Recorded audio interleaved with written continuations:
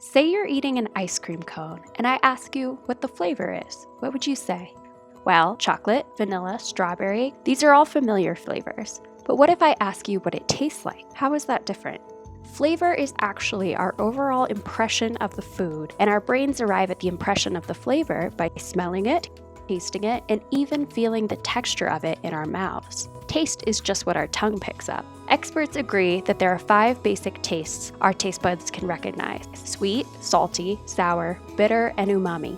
So in the case of the ice cream cone, you might say, it tastes sweet and the flavor is chocolate. There is a common misconception that there are specific areas on your tongue where you can sense the different tastes, but the truth is that you can actually taste all tastes on all parts of your tongue. In order to detect the tastes, you need moisture in your mouth, like the saliva that is naturally occurring. Try putting a little bit of salt or sugar on your dry tongue and see if you can detect the taste. Now take a sip of water and try again. Do you taste the difference? Now let's dive a little deeper and take a closer look at each of the 5 tastes. We're all familiar with sweet, right?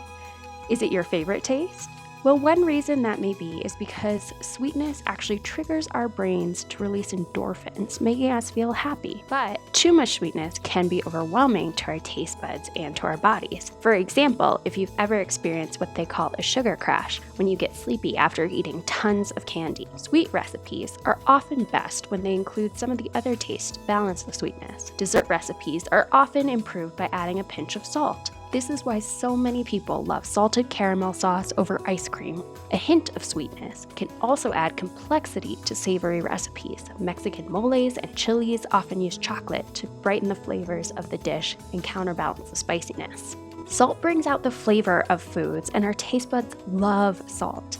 It is one of the flavors we often crave. Just think about your favorite snack foods. Salt is a necessary ingredient in making every meal we eat tasty. Have you ever had a BLT sandwich? Imagine it without the salty bacon. When we're disappointed that our meal doesn't have enough flavor, all that is needed is a pinch of salt. On the other hand, adding too much salt can overwhelm and ruin a dish. When we think about sour ingredients, they all have a common trait: acidity. Mouth-puckering acidity we get from lemons and vinegar is also what can brighten and lighten recipes. Picture a Caesar salad with that delicious creamy dressing. A squeeze of lemon can really make the salad pop with flavor in your mouth.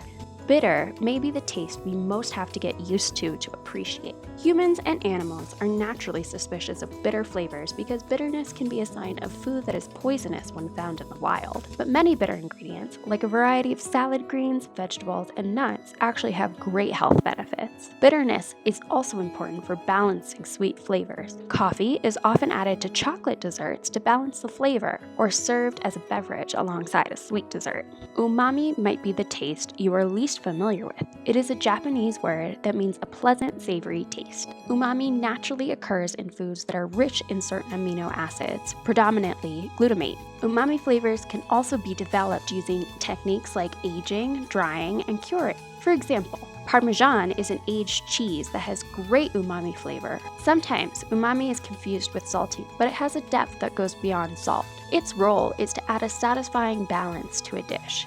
Understanding each taste and how you use them to bring out and balance flavors is the key to being a good cook.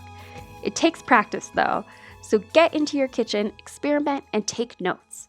You will be the head chef of your house in no time.